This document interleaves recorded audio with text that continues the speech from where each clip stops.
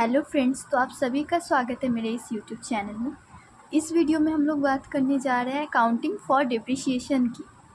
तो डिप्रिसिएशन किस चीज़ों पर चार्ज की जाती है? डिप्रिसिएशन फिक्स्ड एसेट पर चार्ज की जाती है। जैसे कोई भी फिक्स्ड एसेट ले लेते हैं जिसकी लाइफ मोर देन 1 ईयर होती है।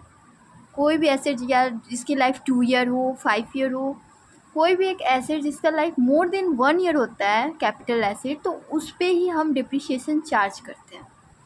तो अब देखते हैं डिप्रिसिएशन चार्ज करने के कैसे चार्ज किया जाएगा। पहले तो हम यहाँ लिख लेते हैं डिप्रिसिएशन। डिप्रिसिएशन चार्ज करने के दो मेथड है। पहला है एसएलएम मेथड।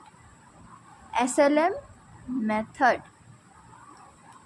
और दूसरा है डब्ल्यूडीवी मेथड। पहला एसएलएम मेथड एंड दूसरा डब्ल्यूडीवी मेथड। सॉरी, डब्ल्यूडीवी नहीं, डब्ल्यूडीवी मेथड। एक्चुअली मैं डब्ल्यूडीवी करके पहले पढ़ी थी, इसलिए डब्ल्यूडीवी मेथड। एसएलएम मेथड हो गया हमारा straight line value method.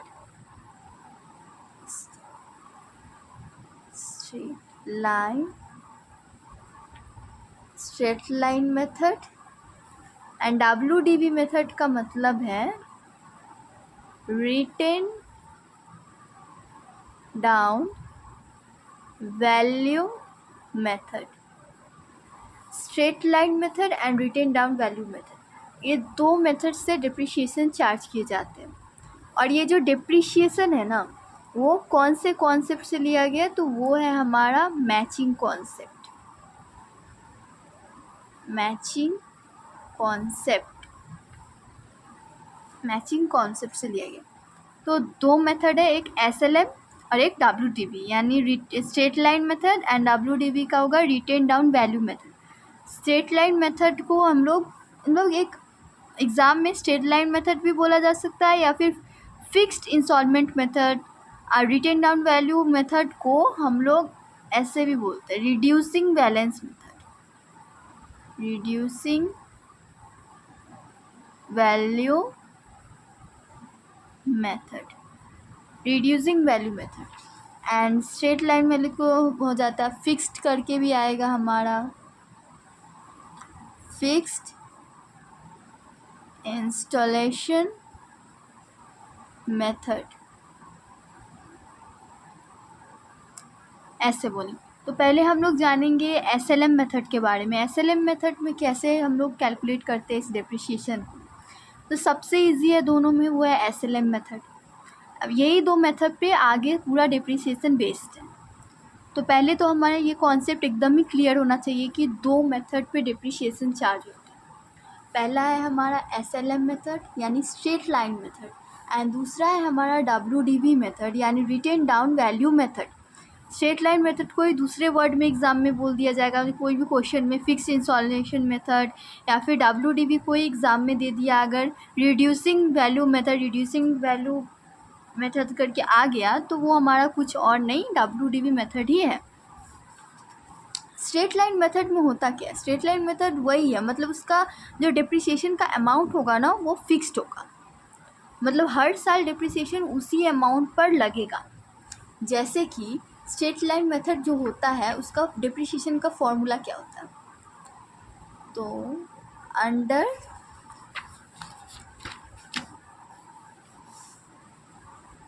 Under SLM method यानी स्ट्रेट लाइन वैल्यू का जो मेथड है, उसके अंदर डिप्रिसिएशन का फॉर्मूला है depreciation is equal to cost of the asset minus scrap value। और स्क्रैप वैल्यू को ही यहाँ पर ना स्क्रैप वैल्यू होगा, या फिर एग्ज़ाम्स में क्वेश्चंस में हमें सैल्वेज वैल्यू बोल के दे देगा।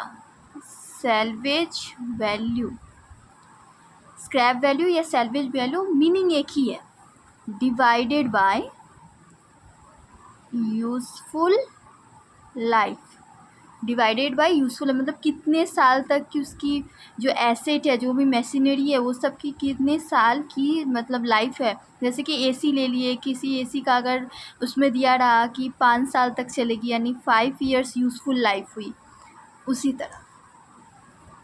और हाँ, इसमें यही है फॉर्मूला डिप्रिसिएशन चार्ज करने का अंडर स्ट्रेट लाइन मेथड, यानी स्ट्रेट लाइन मेथड है। हाँ, तो डिप्रिसिएशन का फॉर्मूला हो जाएगा cost of the asset minus salvage value और scrap value upon useful life और डिवाइडेड बाय यूज़फुल लाइफ। तो इसमें क्या होगा ना, इसमें हमें ये चीज़ याद रखनी होगी कि कॉस्ट ऑफ द एसेट होगी ना, वो हमेशा ऐसे क्वेश्चंस में सिंपल नहीं दिया रहेगा। कभी तो डायरेक्ट एसेट कितने कॉस्ट है, कितने दाम में ख़रीदा, वो लिख दिया जाएगा, तो हम लोग डायरेक्ट लिख सकते हैं।